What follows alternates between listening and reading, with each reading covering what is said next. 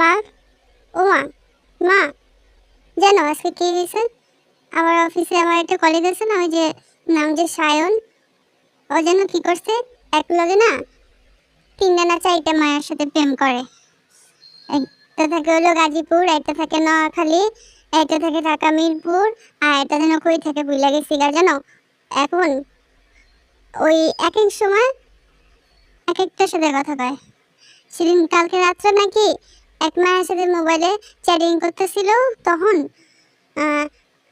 আরেক মায়ের ফোন দিছে। আর ওই মায়ের কি করবো, যে মায়ের সাথে চ্যাটিং করতেছিল ওই মায়ের কয় কি আমি একটু ওয়াশরুমে যাইতেছি।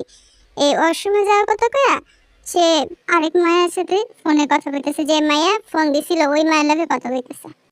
মা জানো আজকে অফিসে যাওয়ার সময় না বাসে উঠছি, তখন জানো কি হয়েছে, বাসের মধ্যে না একটা পোলারে আমার সেই ভালো লাগছে।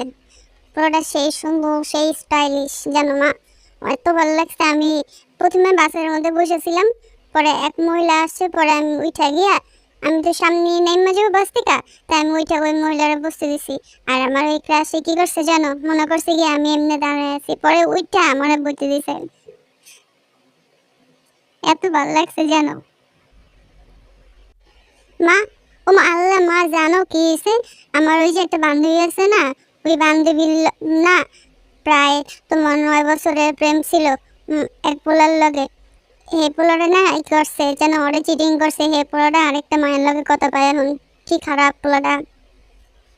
এখন ইদানিং না ওই যে বাসা থেকে বাইরে এলে অফিসে যাওয়ার সময় না একটা পোলা খালি দাঁড়ায় থাকে, ওই পোলাটা না খালি আমার এক্সে ডিস্টার্ব করে, পোলাটা একটু ভালো লাগে না দেখতে দাঁড়ায় থাকে।